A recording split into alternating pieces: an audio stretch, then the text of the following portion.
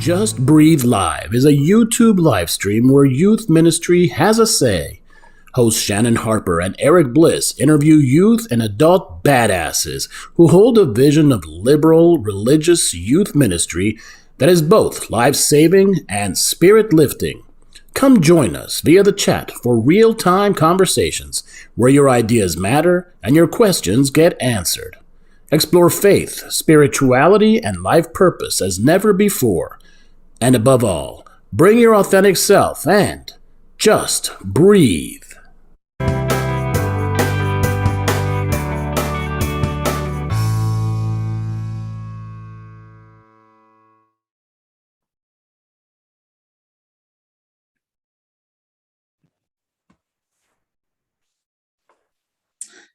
Good evening. Hi, everyone. Thank you for joining us tonight, Sunday, the 14th? The 14th of November. I can't believe that November is already halfway over. It's almost Thanksgiving. Whoa. Yeah. But thank you for joining us tonight. We are super excited about our multiple guests tonight and talking about Nourish Dinner Church, talking with Nourish Dinner Church consultants and Rebecca Troop, who we'll introduce in a moment. Yeah, how are you, Bliss? I am wonderful. I love this time of year. It was a warm day here in Salt Lake, so got outside and some sunshine. And I love sharing a meal with friends and family, and so planning to do some of that in the coming weeks. How about yourself? It snowed today. It snowed. I'm in Dayton, Ohio, and it snowed, and it was super exciting. I was like, oh, it's not going to stick. And then it stuck. So it was like, I don't know. My 13-year-old started playing Christmas music. I don't know what was going on. It was ridiculous. I have some very mixed feelings. I have some very mixed feelings about that, Shannon. But, you know, that's it's awesome. all gone now, of course. Okay. It's melted off. Yeah. So we want to make sure that all of you who are joining us are feeling welcome, and remember that you can use the chat in the live stream to talk to us, make comments, ask questions of the guests, whatever you feel. Please feel free to interact there.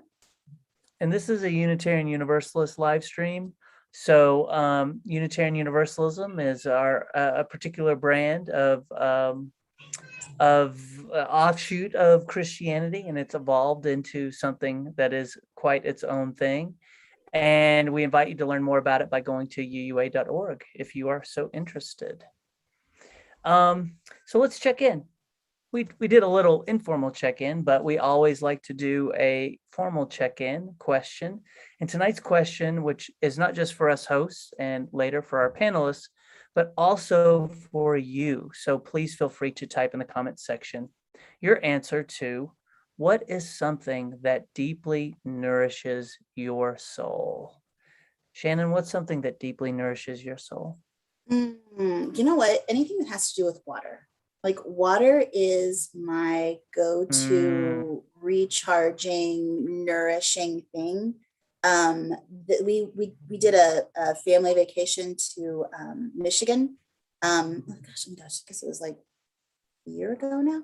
But in any case, we were in Lake Michigan, and the way, like, just being in like the surf. Is it called surf when it's a lake? I don't even know. But like, if you've ever been in Lake Michigan, it's like, it's a big enough lake that there's real waves, actual waves, but just like being in there and like being hit by those waves and just jumping them. And like, I was like giddy. Like, I remember just being like giddy, giggling like I was a little kid. And it was like so recharging and so nourishing. So yeah, anything that has to do with water, I am right there with that. What about you, Bliss? Amen on the water. I'm all about it. I keep trying to convince people that as a Virgo, I'm a water sign. I know that's not true, but at least in all the images, she's pouring some water. I mean, why make an earth sign with someone that's pouring water? I don't get it, but I have a great affinity for water as well. Nature is huge. Anytime I'm in nature, I feel balm to my spirit. But I think the number one thing is music, just music. Music just is so, it just takes me to another place. Listening to it, playing it, it's like time out of time. Time stops. You're in this like synchronicity with other humans, and you're creating art together. And it's really humbling to participate and do that, and sometimes have people even witness it and care about what you're doing. So yeah, I think that's what nourishes me. I love music too. I forgot about that. I mean, like, I don't know how I forgot, but yeah, I don't play music though. And as a musician, I think I'm imagining your connection to it is even more like intense. It's electric. Yeah. No pun intended. Well, I'm a dad. Okay, pun intended. All right, folks. Well, let's breathe together. We do this thing each time we gather, and we call this Just Breathe. So let's do it. Get comfortable wherever you are. I invite you to relax into your substrate, whatever it is you're sitting on or relaxing in. Take in 3 deep belly breaths together.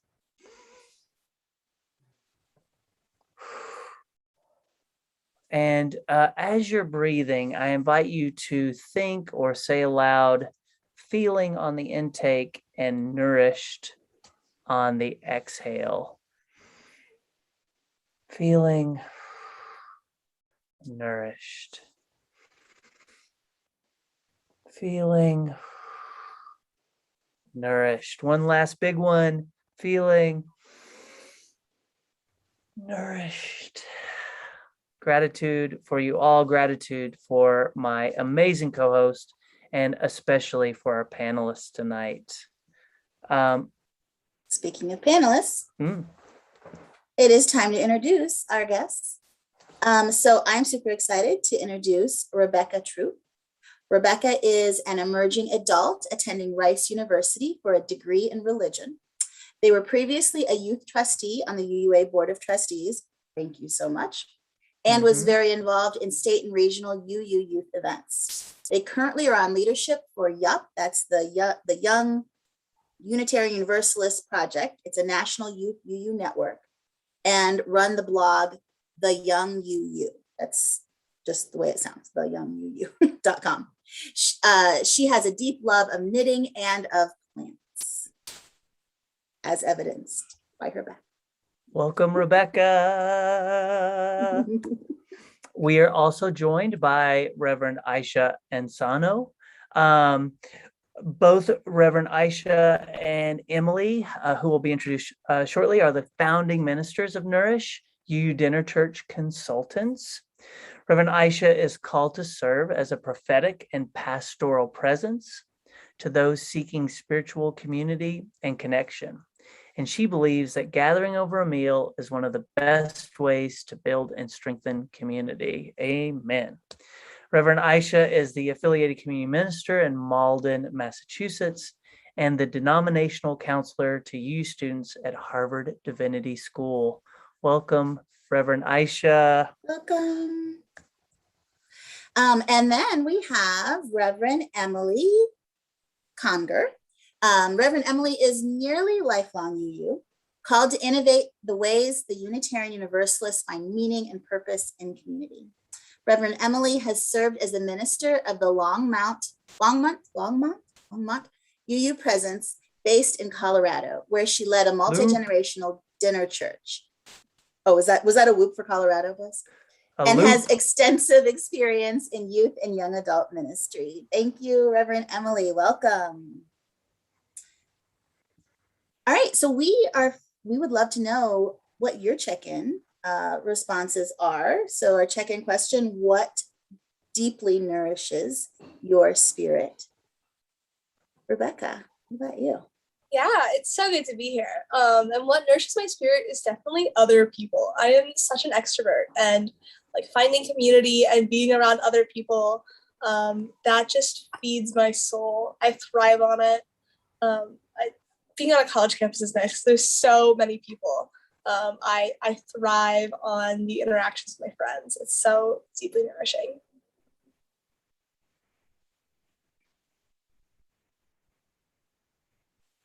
I'd say for me, you were talking about water, Shannon, and that was really resonating with me. And for me, it's particularly like walking on the sand and hearing the water. It's like this whole experience that sometimes I forget how deeply it nourishes me. And then I get it and I'm like, oh, right, this is the thing that I need for my spirit. So I was really resonating with that.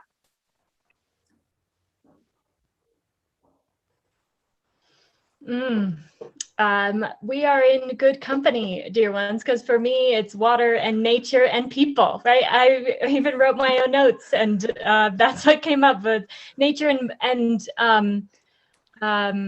for me, I had some beautiful experiences this fall, just looking at the foliage and with the sun coming through, and just feeling really connected to something bigger. And then being in a community of beloveds is something that I need for my mental health, my emotional health, my spiritual health, all of it. And so it is good to be in the company of people who get me. I love that. Ooh, all right. Should we get into our interview, into the questions? Okay, so first of all, for those of us who don't know, what exactly is dinner church? I always like to say that dinner church is exactly what it sounds like. It is dinner and it is church. So it's a worship service and a meal that are connected together rather than one following the other. And it's a way to tap into the heart of being an embodied spiritual community with other people. It's an ancient practice, and it's also very modern and can be really leveraged for the context that we find ourselves in now. It's really, really powerful, but it is worship that includes a meal, and it's just part of it. And how did it come to be? How did Nourish germinate and become this amazing thing that's in demand now? Y'all are in demand. Well, we are leveraging ancient spiritual technology here. Through the centuries, people have gathered around a meal for worshipful occasions through harvest rituals or Passover seders, or early Christian communion and agape love feasts. So these are things that go way deep. And I imagine that there are references in other spiritual traditions as well. And we'd love to hear more about that if you know about them in whatever your context is. But sharing a meal is a way of deeply connecting with one another. The roots of the word companion are com, with, and pan, bread. And so that's how we connect deeply and build connections. And so that is what we are doing right now. And dinner churches have been popping up all over the country, and there are spiritual leaders writing books about them as well. And Aisha and I each came into this from different places, and Rebecca has her own story as well. But for me, I heard about dinner churches happening in other Christian contexts. And when I was serving as the minister of the Longmont UU Presence, we were looking for a way to really engage our families in ways that they really wanted, especially parents of young children and youth and young adults. And so I was seeing what was out there and saw the power of and the potential of dinner church in other contexts, and thought that we might be able to adapt it to ours as well. And so for me, it was an adaptive in ministry challenge that I was meeting by using dinner church, and it really just worked, and I got invigorated by it and wanted to spread the good news, as it were. I mean, it makes so much sense because, like, I know in my UU congregation, like, food is integral to our like gatherings. So like, why not make food part of the worship? I love that. Like, between doing, I mean, I don't know how many people have been in like the stone soup. Like my church always did a stone soup where it was like part of like incorporated into the service. And I don't know, people have other examples of that, but it makes so much sense. I love it. Rebecca, what's your experience of dinner church? What has it meant to you in your context? Yeah, so the first dinner church I went to was actually Emily's. I was attending Faith Lab, which was a summer program in 2020 that took what was usually a 1 week long intensive youth experience called Summer Seminary and made it like a month-long non-intensive. And part of that non-intensive was going to churches across the country over Zoom because we could. And we went to Emily's dinner church, and that was the first place I went to dinner church, and I loved it. And then with JUUst, we would host worship sometimes, and we hosted a dinner church once. And then also, I did a dinner church recently, which we will talk about later. So it's been purely online. I haven't gone to an in-person dinner church, but I have like some ideas about like what would it look like to have a dinner church. I think a flower communion dinner church would be so much fun. This is a tangent. I won't go on my tangent. Or yeah. Tangent, sure. Tangents are always welcome. We love tangents. I made like a flower communion focaccia. I saw like this really beautiful focaccia bread with like someone made flowers on top of it, and I was like, this is like the perfect thing for flower communion. We need to have more food associated with our celebrations. And so I made like a flower communion focaccia. I was like, I'm going to start the tradition of making flower themed food. I haven't made it since, but I really want to. I think having like a dinner church after flower communion would be such a fun time. Do you have a picture of that, Rebecca? I mean, not to show us now, but like I would love to see what a flower focaccia looks like. I made like stems out of rosemary. We had like this huge rosemary bush outside of my house. I used like sun-dried tomatoes to make like rose petals. And like I put on like some olives. I think it was good. It was the first time I had made focaccia, and it was delicious. Yes. I'm just like frantically taking notes over here, Rebecca. All these great ideas. We need the picture for our Instagram. Seriously. Yes. I will find it with my flower focaccia, or I'll have to make a new one. Yeah. I'll have to make focaccia. I think maybe that might be it. I mean, so speaking of Instagram, Aisha, your Instagram. Oh my gosh. Like for years now, I've been following you and watching your Instagram, and you experimenting with foods that you're making and sharing. And I mean, like, I believe I've made a couple things that you've like been like, here's shared a recipe or whatever. Like very good. Thank you for doing that. I'm one of those people, but then I try to also do the like, listen, here's the dinosaur chicken nuggets I ate for dinner, and that's also real. Like, it's not always like this, I promise. Here's my frozen breakfast burritos and all that good stuff too. It happens.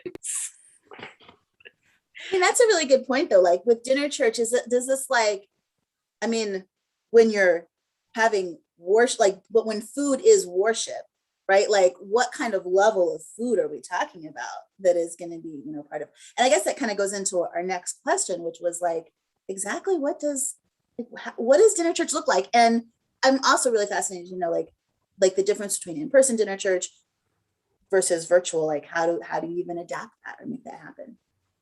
Yeah. I mean, I think one of the big things is that all dinner churches, I've been to several, and they all can be really different. They're different models, and, depending on who your community is and what your goals are. So like, I think about the food, right? And I've been to dinner churches that people come early and help cook. And I've been to dinner churches that are potluck. And I've been to dinner churches that are catered. And it's a really wide range of what makes sense for our community, for our budget, for what we're trying to achieve. I interned for a while at a dinner church in Massachusetts that the church provided soup and bread, and then people brought the rest of the meal to fill in. One thing that I have learned is that people often like being able to contribute in some way. So whether that's potluck or helping cook or some other piece of that. So Nourish has only been online. We are a business of the pandemic. And so one of the things that we've done is, it sounds kind of strange to say we're a dinner church where the food is decentralized, but that's true. Because sometimes we're leading services with folks in different time zones. And so it's not a time where everyone's sitting down to eat, but we've done a lot of more symbolic food rituals where we offer a blessing, where we bless each other with food through the camera, or we do a mindful bite, which is a kind of slowing down, grounding that involves food. So our order of service is generally some sort of welcome and gathering, a mindful bite, one song, an activity or a story. And then for us, the big piece of it, and I think this is true at a lot of dinner churches, is small group conversation. So that kind of sitting around the table, chatting with people, discussion questions, having really deep conversation. And then one of my favorite parts, which is harvesting the conversation, where we get to bring it back and everyone shares the themes or something that they were really struck by in their group, so that you get to have that small group. And then also everyone gets to hear the whole wisdom. And then we wrap up with our love feast blessing and sharing the takeaways and leaving. So there are a lot of different ways that it's done. We've also done Sunday morning pulpit supply, where we take some of our pieces and put them in a church's existing order of service on a Sunday morning. So there's a lot there. And Emily, I don't know if you want to talk a little bit about some of the in-person differences. Oh, that's a good question. Well, I tend to make more space for table conversations and more space for people to get up and go get their food and then sit down and settle in if we're in person. When we're online, it's more of a streamlined, like move through the service experience, but with spaciousness for meditation and small groups. But there are some core things that really get to the heart of what is important here, and that is embodiment and participation and leveraging the wisdom in the room, which can be so powerful and is so important in what we're doing here. Aisha, did you want to share how you got into dinner church? Oh, yeah. So I was in seminary, and someone literally said to me, there's a church in New York that does dinner in their service. Do you want to go? And so we got on the bus and we went to New York. And this is St. Lydia's, which is kind of the flagship of modern dinner churches. It's about 10 years old now, I think, maybe 11 almost. And so it was, I think, one of the very first freestanding dinner churches. It wasn't a ministry of a different congregation that had other types of worship. And so, Rebecca, you were talking about being an extrovert. I love spending time with people, and also am an introvert who needs a lot of quiet time. But I was there just chatting with people I just met. It was the perfect situation. And I realized how powerful that was as a way of being together. And St. Lydia's is a Lutheran and Episcopal church. So they had, actual communion. They start the whole service with the bread and they end with the cup of juice. And I knew so many people who I would want to bring there who that really wouldn't resonate with. And so I started thinking about okay, how could you keep this still feeling this spiritually powerful without that ritual to hold it? And got kind of deep into that and researched it and interned at a church and really dug into that.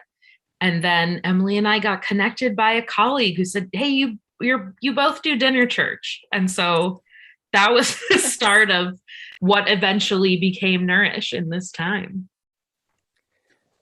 So I think we've touched on this. We've kind of danced around it. And if we have answered this question, y'all just tell me, and I'll hush up. But what is the relationship between food, like food and the spirit? To you, I'd love to hear from each of you. What is your relationship in terms of food and your spirit. Like, Rebecca, can you start us out with that one? I know I just threw Sure. this curveball at y'all, but that's just been like as you're going, I'm just like, oh, what is that relationship? I mean, I know for myself, but what is it for y'all? I mean, it's something that physically feeds you. Like, the fact that we can take this thing and like put it in our body and it makes us go, that's really cool. And the fact that we can do intention with that we can intentionally choose what food we're going to eat and cook in a certain way and eat it with certain people. The thing that makes things spiritual is often intention. And so putting intention behind this thing that we do all the time. There's also the fact that we eat 3 times a day, at least. We spend so much time putting food into our body. It's really important that we get to do this and that we do this with intention. And we have to think 3 times a day about what we're going to eat, at least. And so that's part of the reasoning behind like some other like food codes in other cultures, is that like you have to think so often about what you're going to eat. It's like a part of like I think about what I eat every day, and does it shape who I am, like what I choose at the cafeteria? Am I a hummus person? But I think food, putting stuff into our body is always going to be important. And so putting intention into the food that we eat gives it meaning. That was a bit rambly, but I thought of that on my feet. So I'm a rambly person. That was so spot on, Rebecca. I feel like sometimes I get very caught up in the like, oh yeah, I've done academic research about this and I could tell you about the and the answer is the tie for me is that my family ate dinner together every night when I grew up. And so it was this space of community, of intention. And, you know, when I was 8 or 10, I sometimes was annoyed by it because I wanted to be doing other things. And now only in retrospect, am I like, oh yeah, this deeply shaped who I am as a person. And I think that piece of intentionality that you were talking about, Rebecca, is the core of this for me, that I don't always eat with intention, but I try to, either in the shopping or the cooking or the eating, have some intention around what I'm doing, and kind of marvel at the fact that I am feeding my body and what that means and who it connects me to, right? Whether it's the people I'm eating with, or like I do a CSA, and so I get vegetables from a local farm, so I'm connected to those folks too. And even if it's just as I take a bite thinking like, wow, a lot of people were involved in this, like that level of intention already is so powerful. Mm-hmm. What I will add to this brilliance is talking is just a little bit about how we connect to our own culture and our ancestors through food, and we can learn about other people's culture and ancestors through their food as well. And it can be this really beautiful exchange. You know, it's really glib to say we are what we eat, but when we share the same foods, our molecules are fundamentally changed, each of ours. And so when we are breaking bread together, we become more like one another on at least a little level. We can celebrate our differences and honor those pieces as well. And yet finding commonality can be so beautiful. And I didn't come up with that. I believe that's Kendall Vanderslice, who wrote the book We Will Feast, a book about dinner churches. And if you want more brilliance, see her, as well as my colleagues here. That is so beautiful. I love that. Like I never thought about that. Like that, you know, I know we've talked like during water communion, we've talked about like this idea of like, you know, imbibing water and, you know, that being part of our bodies, but just that idea of all eating the same thing. It also reminds me of like some of the experiences like I've tried to make virtually online have had to do with like sending people things so that we're like all smelling the same thing, or tasting the same thing or, together. Cause it was like, we're all separated like this, having that, like, knowing that like we're smelling lavender and like talking about the memories that lavender come. So I like food. Yes. That makes so much sense. I'm like, my mind is being blown. Honestly, like I'm coming up with all these questions that I want to like interject and ask you. So I'm, I will try not to. Yeah, y'all are gonna have to come back. We gotta have like- a part 2. Well, I mean, I think we should have like maybe Just Breathe Live should actually like do dinner church. Like maybe that's what we need to do. Because that would be amazing. One of the things we were going to ask Because folks want to watch us eat.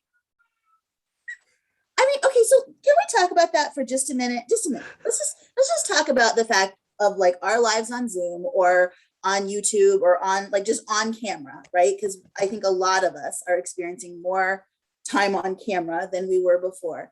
And like this idea that like you're in the meeting and people are like, oh, I'm going to turn off my camera because I'm eating, and I get it, like being, like not wanting people to see you eat and stuff, but also can we just like normalize the fact that we're all like human beings? And if we were in a meeting together, like I'd be eating in front of you, like that just would happen. So I'm sorry, that's it's a little soapbox that I have that thought a lot, especially on the board. People will always be like, I'm turning off my camera to go do this. And I just be like, just do the thing.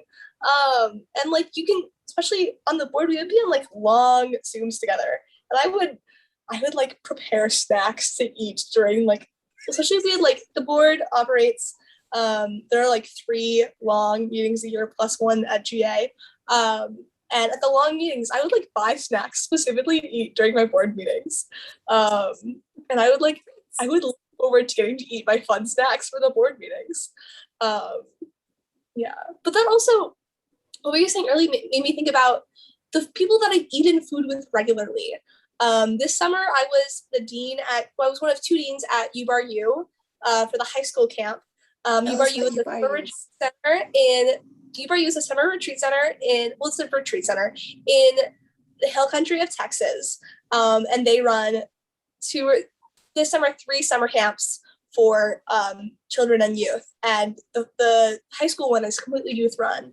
And I was one of the youth running it. And due to COVID, we couldn't eat together.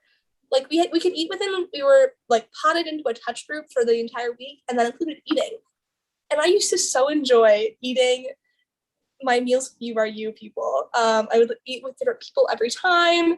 And I was really sad that we couldn't eat together. And I think about all the different groups that I have eaten together with regularly. And it's just so that time that you can talk about anything is so important. And it's important to have those elements in dinner church. Because as you talked about, just like the random tangents and like talking about your day, eating with people, that's part of like the joy of going to like a week-long thing or whatever, is then you have to eat with them for an entire week. Yeah. I mean, in some ways, eating is like the best icebreaker, right? Because they say like do an icebreaker because that like gets people to like want to talk more or whatever. But like eating is like a natural, like, I got food in my mouth. I don't have to talk right now when I don't want to talk, but like I can't talk, right?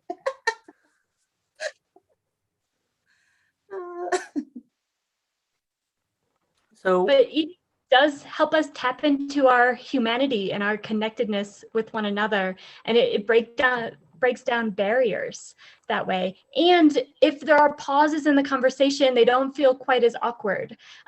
For folks who are just getting to know each other, you can have natural things where you can just talk about the food or talk about the setting, and it's really nice to have those pauses. And Shannon, I love that you want to, break the stigma around eating together. And not everybody is ready to like take a bite fully on camera. I get that. And right, because usually when you're not sitting around a table, you're not this close and looking right at each other in the same way. I understand it's more intimate. Hi, Bliss. No, I will say that I did make the mistake one time of eating in a recorded meeting and then watching the recording, and I was like, oh, okay, so I'm going to make sure I don't do that next time, because that doesn't need to be like there for everybody to continue. No, I was I kept watching this thing going, oh my God, is she ever going to stop eating? When is she like, I did what Rebecca did, like I had the multiple snacks like just ready, and I was just, I don't recommend it. I was wondering if we were going to be eating during the Zoom call, like for the dinner church vibes. So I will say that is one very strange thing about online dinner church is that, like Emily said, it's much more streamlined. And so there isn't actually really a moment where Emily and I get to eat, except for these symbolic moments. We deeply encourage people to bring their food, and then we basically talk. And so, I guess the moment is when we send people into breakout groups, but it's actually really hard for us to model that because we're talking. Yeah. But sometimes when I've done Sunday morning brunch church things, and so there are more leaders in the room, I intentionally try to eat a few bites of my pancakes early in the service so people, when I say it, believe me that they're actually allowed to eat on this call. But it is a strange thing about dinner church is that Emily and I almost never eat during online dinner church. I did make the mistake of taking an actual bite of bread during when we did an agape feast or a ritual where we feed one another via the camera, and I took a real bite. Needed to talk, right? I needed to talk right afterward, and my mouth was full, and I was like, "Oh, okay, now we're gonna fake it." But imagining these bites is just as good because it activates some of the same parts of our brains and nervous systems. Yes, of course, I can invite people to wait or a liturgical pause. That was very intentional, but it was more about, "Whoa, yes, okay, say the blessing," another time. Not my finest moment. Dinner church bloopers. So how, Rebecca, we have you here, and acknowledging you are no longer a youth as of, you said recently. How recent? Past summer. I bridged 4 times over the summer, so there's no definitive point where I bridged. But this past summer, I transitioned from youthhood to adulthood, which is so weird to think about. Yeah. It's a magical time, and it's one that JUUst are continuing to wrestle with in terms of how we catch you on the other side of that bridge. That's a subject of a whole nother Just Breathe Live. But how do you find this particular form of church being really accessible for folks who are youth or folks who are emerging adults? Why do you think it may resonate with that demographic? I think it resonates because it's similar to youth worship. For those people who have not been blessed to participate in youth worship, we call it circle worship. And it's literally in a circle. You're often in a room sitting in a circle, and then whoever's leading a certain part will step into the center to lead. I do have to walk in circles, and I'm am I walking too fast? Am I walking too slow? But it's very interactive. The thing that makes youth worship is that there's a piece that is interactive. We have some sort of ritual that depends on the worship to affirm that we are a community of youth, and it's like flower communion or water communion, but every time that we worship together. And it's my favorite kind of worship. And dinner church is inherently interactive. You're all eating together. And so I'm saying a lot, but whenever we eat together, it's an activity that we do together, and we're all a community that's eating. And then also people have to eat. And so if you're going to try it, the number one way that we got youth to show up to things at my church was by always having food. If you're ever trying to start a group, have food. It works so well. And so people have to eat, obviously. And so you're doing something that's already part of someone's schedule. You're scheduling a meal together. It's not like you have to miss out on doing anything else to eat together, because you'd already be eating, but you're eating in community instead. So it's similar to youth worship in a way that it's interactive, and it also fits in youth's often busy schedules. Yeah. And that seems that would be attractive to families as well. I could imagine families are do I want to add worship into but is worship part of the meal, or, that seems like that would be attractive to a lot of people. Yeah. My church always had a parents of young children group. We would all eat together, and then the children and the adults would split up, but we would all eat together. And that very much like it had worship elements, I think. Yeah, I think one of the things that is that embodied and interactive piece is so important. And I think you're right, Rebecca, that if you feed people, then they're like, all right, I'll give this a try. And if it's over a meal hour, then that's great. That's what I will do with my meal.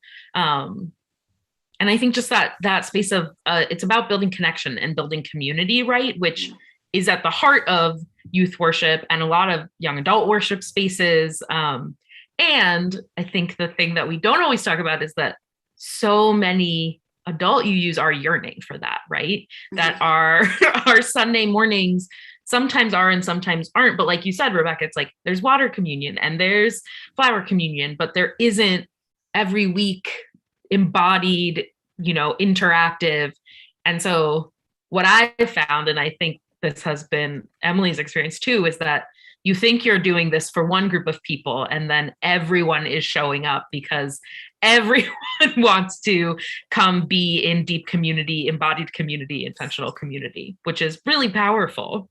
Love that.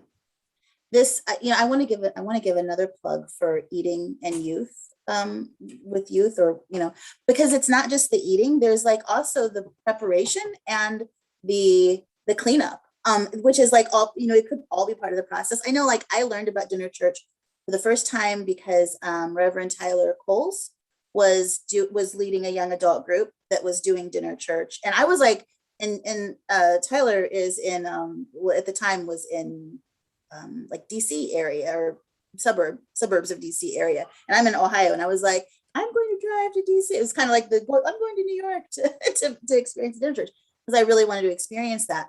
But so, and when I talked to them about that, they were like, yeah, we cook together and, we clean up together. You have these great conversations as you're doing dishes together. And I know that we've done like in leadership school, the leadership schools that I've run in the Central East region, both Gold Mine and River Rising, we cook together in small groups. And that is a huge, huge part of the leadership experience, is like getting to set up, to design a whole meal together with a group, and then like cooking together and learning how to cook together, and honestly learning how to clean up together, because these are not all skills that all that all young people have, right? But doing it together just makes it so much more like bonding.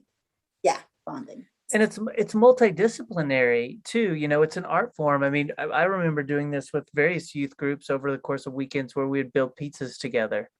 We'd have teams of folks who didn't know each other, making the dough, picking the toppings. It's a negotiation. Are we doing it all over the whole pie? Are we having half, are we doing gluten-free? Are we not? And just the joy of that. And then watching this creation come out and getting to enjoy it, getting to inhale it, and also take it into our bodies. It's sacred. It's sacred stuff. Amen. Yeah. One other thing that I wanted to mention, I know we're wrapping up pretty soon, but just the ways that embodied worship that gets us out of our heads and into our bodies and leverages the power of the room, pushes against white supremacy culture in a number of ways. And we can do big, powerful work from a really grounded, human, heart-centered place. Amen. That kind of leads us to my next question, which is like, what's next for Nourish? What are you working on? Go for it, Aisha.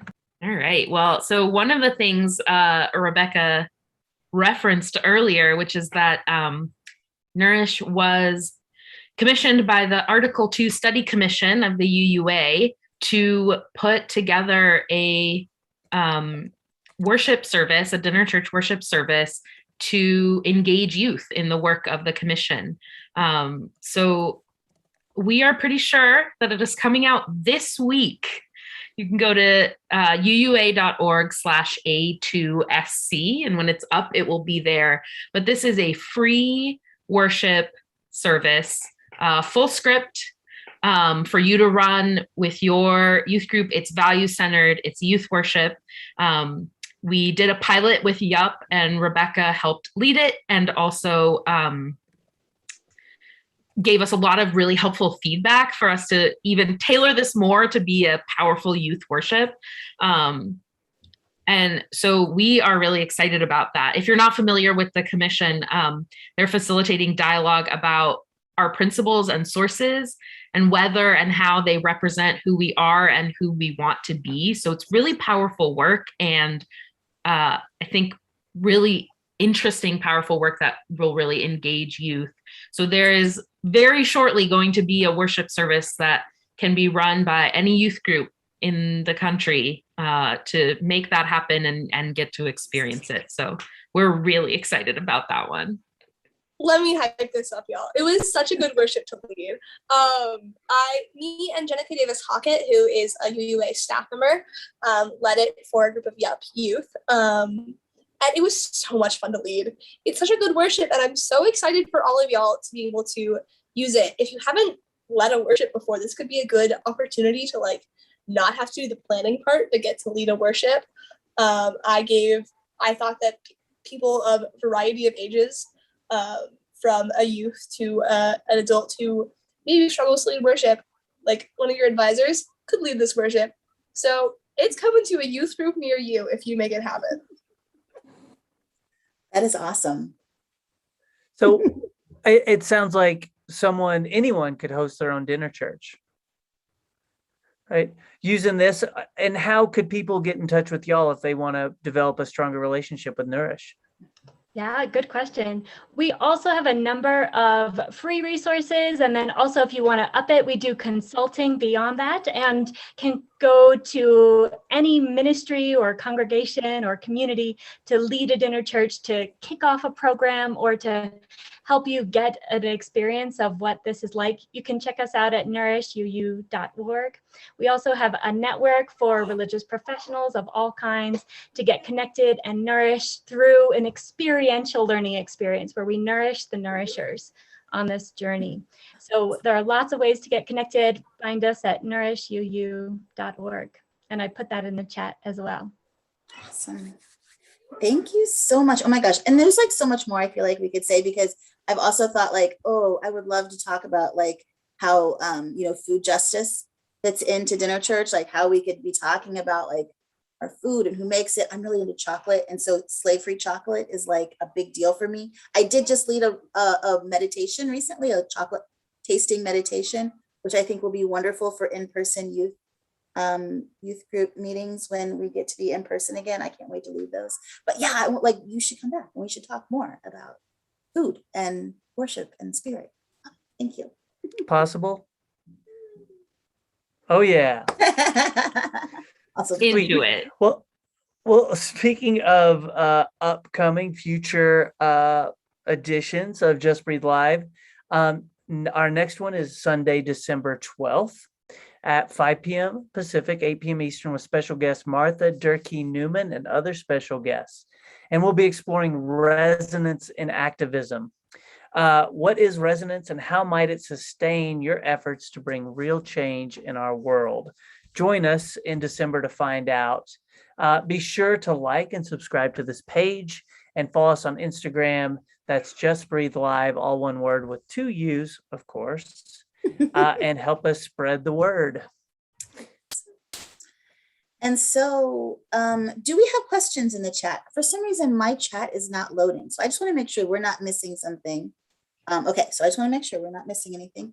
Any questions that might come up? But we also, for those of you who are watching the recording, know how to contact Nourish Dinner Church. And, Rebecca, as a young adult leader, is around. Yeah, too. you can find me blog. I have a Gmail, that's theyounguu@gmail.com, that you can email. You can also find me on Instagram message me, theyounguu, or I'm around. Just ask someone, I don't know. Yeah, feel free to get in contact with me about, I'll probably direct you to dinner church for Nourish. But some people might want to talk to you about in leadership general and worship and yeah, I have a list of that I will be putting the Dinner Church script on once it comes out. I'm so excited. Fantastic. All right. Well, then it is that time of the evening when we do our whoosh, our ending breath. And so the whoosh is something that I learned from our colleague, Nancy Combs Morgan, who is a mentor and good friend of mine. And I learned it in doing youth ministry with Nancy, that when we are done with an agenda item or a thing or whatever, we do a whoosh. And that's like a breath that moves through our body physically so that we can push out and move on from the thing we did. And I feel like we did fantastic work here. I really enjoyed this conversation. I really appreciate all three of you. And I appreciate people who you can't see are behind the scenes people, Amy Kent and Amanda is it Raddick?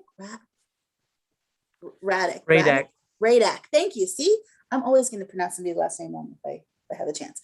Okay. But thank you so much to our behind the scenes people. We would not be able to do what we do if it was not for them. So, all right. So are we ready for the whoosh? It like I said, it starts here and you just whoosh. Fantastic. It feels good too, right? I'm ready to go eat some food. I'm hungry. How about y'all? Food?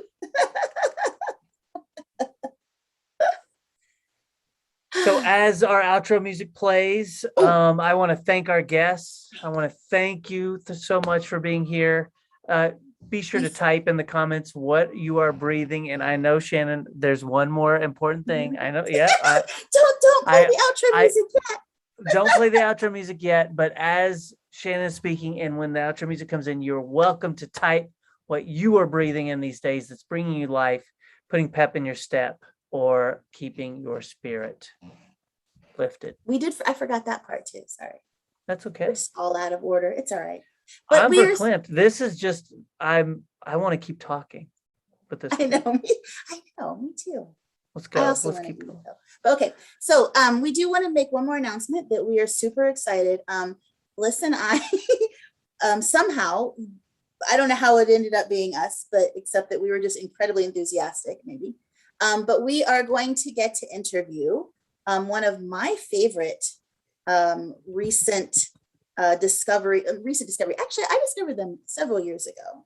I am not a new fan person, but in any case, Rising But Appalachia. you are a fan.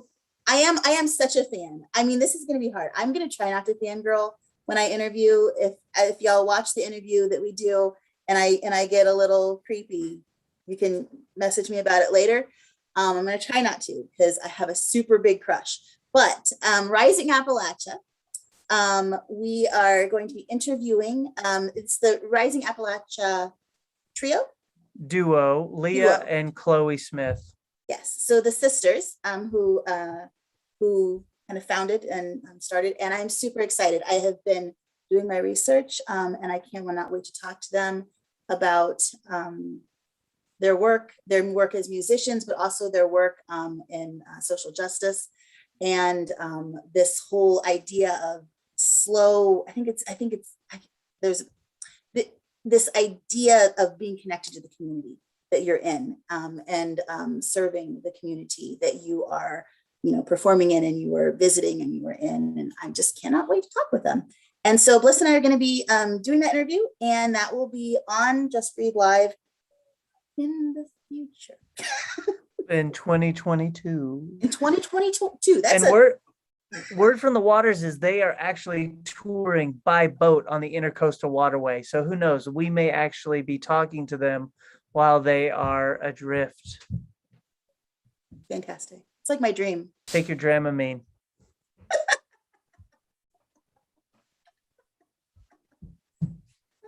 All right. Yay. Thanks, everyone. Bye-bye. Bye, everybody.